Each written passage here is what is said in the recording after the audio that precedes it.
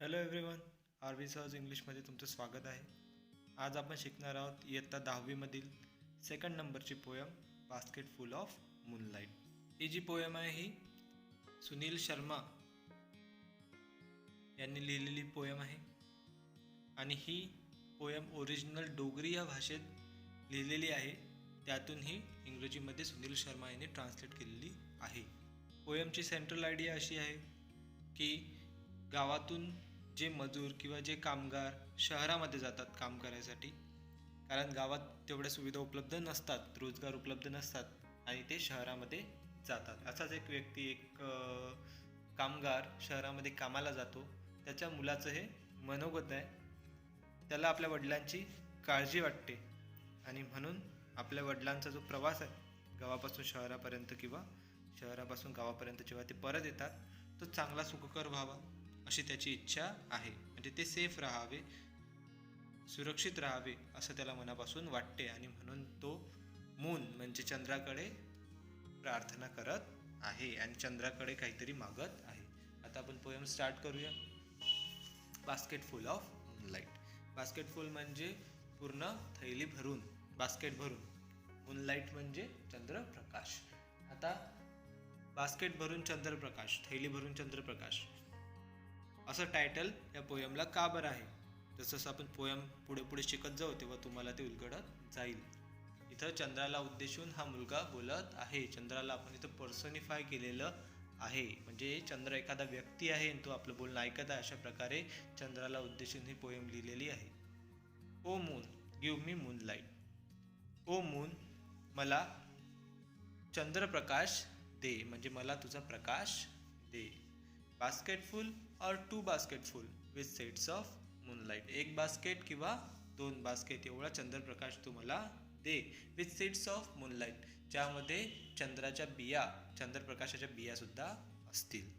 आता पहिलाच संजा खूपच इनॲप्रोप्रिएट आपल्याला वाटतो, पण जसं आपण पोयम पुढे शिकत जाऊ तेव्हा आपल्या लक्षात येईल की नेमकं काय प्रकरण आहे.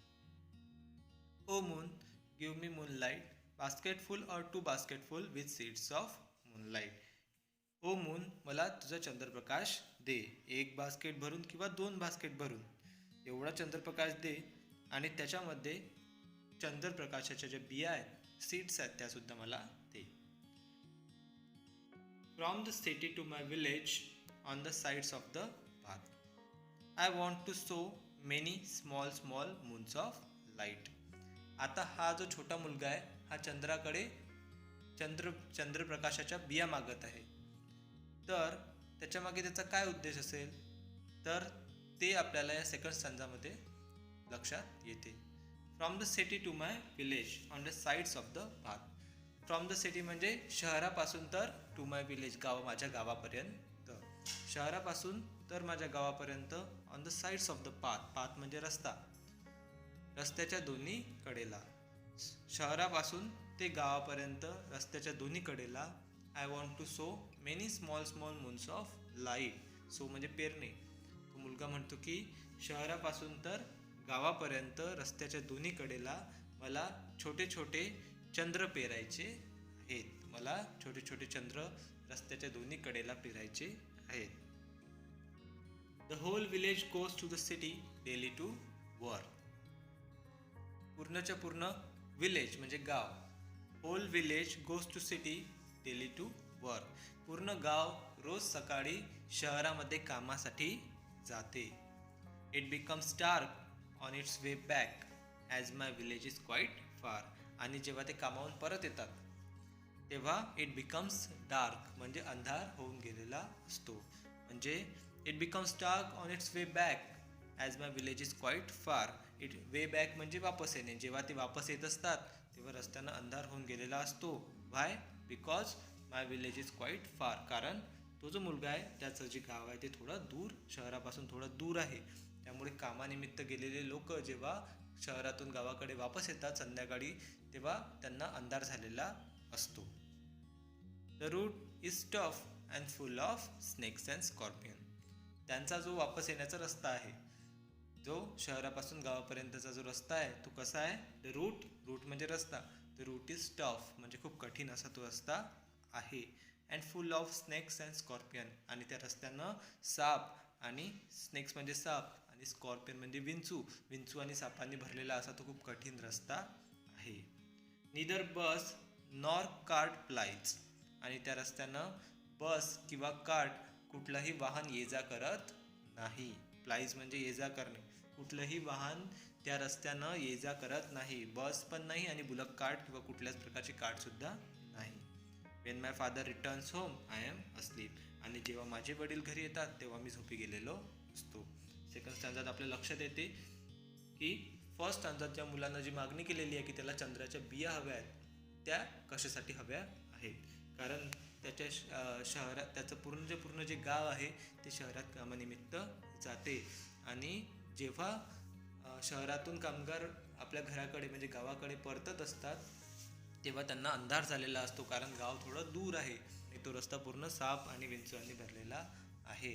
आणि अशा कठीण रस्त्यात कुठल्याही प्रकाशाचा स्रोत तिथं नसते. त्यामुळे त्या लोकांना त्या जे वापस येणारे कामगार आहेत त्यांच्या जीवनाला खूप मोठा धोका निर्माण झालेला असतो. आणि म्हणूनच हा मुलगा चंद्राच्या बिया मागत आहे जेणेकरून तो रस्त्याच्या दोन्ही बाजूला ते पेरू शकेल आणि तो रस्ता प्रकाशानं उजळून जाईल आणि त्याचे जे वडील आहेत किंवा इतर जे कामगार आहेत गावातले ते लवकर घरी परत येऊ शकतील किंवा सेफ म्हणजे अगदी सुरक्षित घरी परत येऊ शकतील. तर तो मुलगा म्हणतो when my father returns home I am asleep. जेव्हा माझे वडील घरी येतात तेव्हा मी झोपी गेलेला असतो. And he goes back early in the morning while I am sleeping. आणि जेव्हा सकाळी अर्ली इन द मॉर्निंग म्हणजे सकाळी पहाटे जेव्हा त्याचे वडील पहाटे कामावर निघून जातात आय एम स्लीपिंग तेव्हा सुद्धा तो झोपलेला असतो. जे मुलाचे वडील कामावरून घरी येतात तेव्हा सुद्धा उशीर झाल्यामुळे मुलगा झोपलेला असतो. सकाळी जेव्हा ते कामावर परत जातात तेव्हा सुद्धा तो झोपलेलाच असतो. म्हणजे त्याची आणि त्याच्या वडिलांची भेट होत नाही.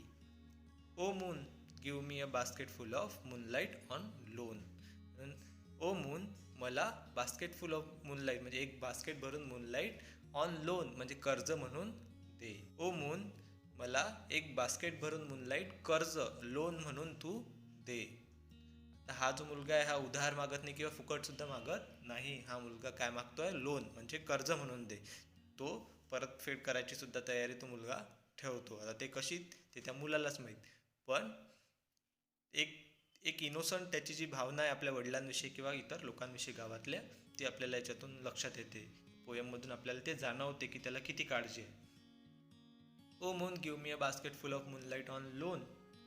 I want to light the dark route so that my father returns early. आणि हा जो मुलगा जो चंद्राचा प्रकाश लोन म्हणजे कर्ज म्हणून मागतो त्याला त्याच्यापासून काय करायचं आहे तर I want to light the dark route so that my father returns early. त्याला जो अंधारा रस्ता आहे शहरापासून गावापर्यंतचा तो लाईट म्हणजे प्रकाशित करायचा आहे.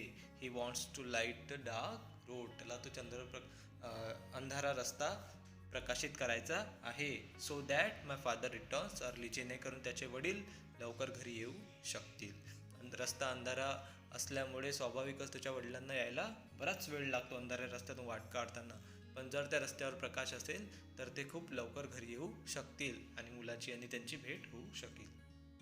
I too want to hear fairy tales and stories from हिम.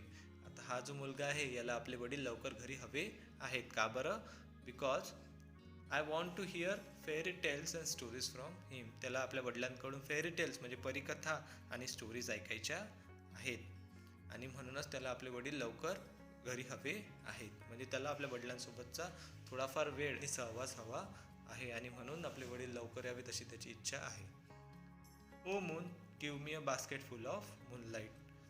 म्हणून हा मुलगा परत एकदा मागणी करतो. O moon give me a basket full of moonlight. मला थोडीशी बास्केट भरून तुम्ही मूनलाईट द्या म्हणजे चंद्राचा प्रकाश द्या.